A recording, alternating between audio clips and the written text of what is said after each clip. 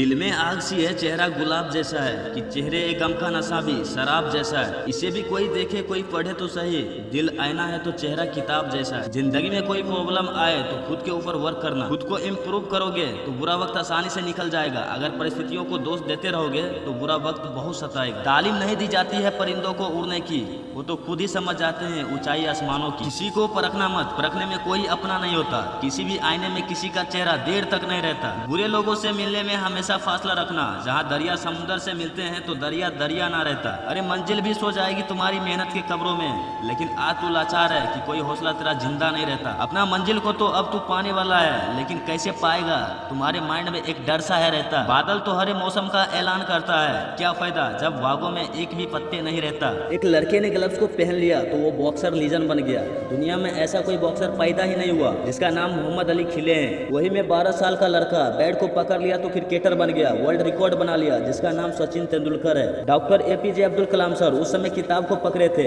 Missile बनाकर इतिहास रख दिए। आप हाथ में क्या पकड़ने का डिसाइड करते हो ये मायने रखता है। बैगिंग बॉल को पकड़ोगे तो जिंदगी भर भिखारी रहोगे। अगर आप मजबूरी या लाचारी में भी किताबें पकड़ते हो तो साइंटिस्ट बना देगा। सोसाइटी आपको बहुत कुछ देगी, ग्लव्स देगी, बैट देगी, किताबें देगी, भीख मांगने की कटोरा भी देगी। आप क्या पकड़ते हो ये मायने रखता है। एक बात हमेशा याद रखिए, कामयाबी आपको किताबों से ही मिलती है। चलिए एक छोटी सी स्टोरी के माध्यम से समझते हैं। दो दोस्त थे, दोनों कहीं घूमने जा रहे थे। एक दोस्त ने कहा तुझे पता है दुनिया में कोई गरीब है ही नहीं। दूसरा दोस्त ने बोला क्या बात कर रहा है यार, दुनिया में 100% से 80% लोग तो गरीब ही हैं और तुम बोल रहा है कि गरीब कोई है ही नहीं। वो दोनों शहर में ड्राइव कर रहे थे तो उसे रोड के किनारे एक बंदा दिखाई दिया जो मंडी पे आलू प्याज टमाटर बेच रहे थे। तो दूसरे दोस्तों ने बोला जनाब ये जो बंदा इतना कड़ी धूप में सड़कों के किनारे सब्जियां बेच रहा है, क्या ये अंबानी के खानदान से है? तो वह कोई जवाब नहीं दिया और मुस्कुरा कर रह गया। थोड़ा दूर आगे गया तो देखा अप्रैल का महीना और इतना सारा धूप में बगैर चप्पल के पसीने से लथपथ होकर एक आदमी आइसक्रीम बेच रहा है। तो दूसरे दोस्त ने बोला